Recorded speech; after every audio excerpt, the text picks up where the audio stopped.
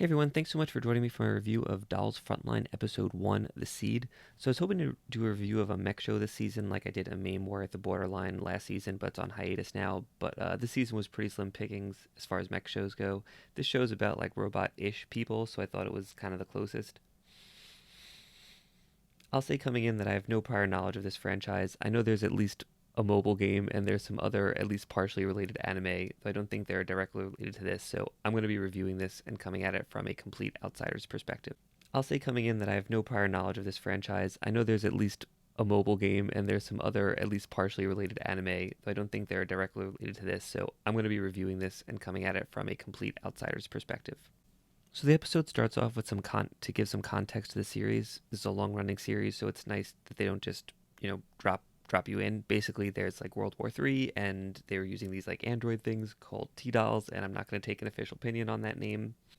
And then after the war, the Sangvis company manufactured T-dolls rebelled, and then the Griffin company made some other android things to fight them.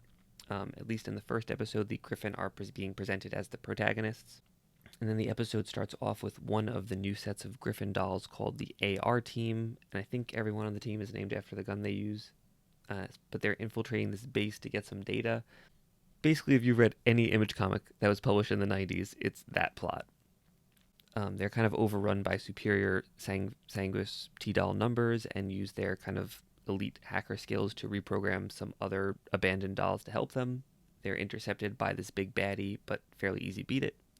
The second part of the episode is them escaping and then defeating more of the big baddies. They're called agents, and they're dressed up in maid costumes. And the AR team kind of defeats them using their superior teamwork. There's a lot of teamwork talk and a lot of friendship talk. So I really didn't know what to expect coming into this episode.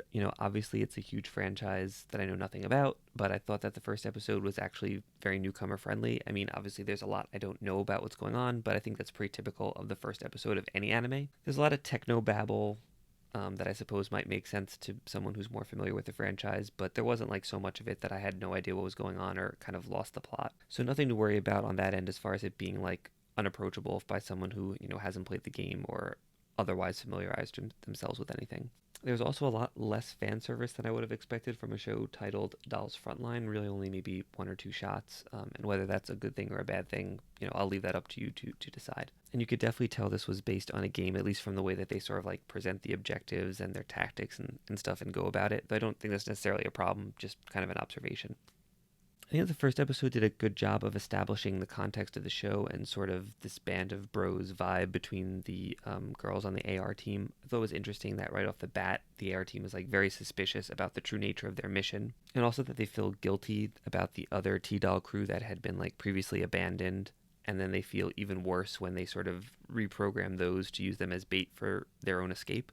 But all in all, this episode kind of struck me as, sort of average anime filler. There's nothing particularly offensive about the episode. There's nothing particularly amazing about it. I think the plot right now is probably strong enough to support the series, and I'm interested to learn more about, this rebellion that happened during World War III and the fallout, and kind of see how this plot, maybe the Griffin AR team winds up splintering off and joining the rebellion, probably learn some sort of evil reason why there is the rebellion or something like that. But at least based on this first episode, I don't think this is going to be, like the must-watch show of the season or something. Anyway, thanks so much for checking out this video. If you enjoyed it, I'd appreciate a like or subscribe, and if you didn't, tell me about it in the comments. I normally do figure reviews on Wednesday, and I'll be doing anime reviews of Dolls Frontline on Fridays. And I think that A MAME War at the Borderline comes back in April, so I'll be doing those reviews on Monday when that show starts airing again. And please join me next Wednesday where I'm going to review the Soul of Chogokin Getter arc from the anime Getter Robo arc. Thanks so much, and keep collecting.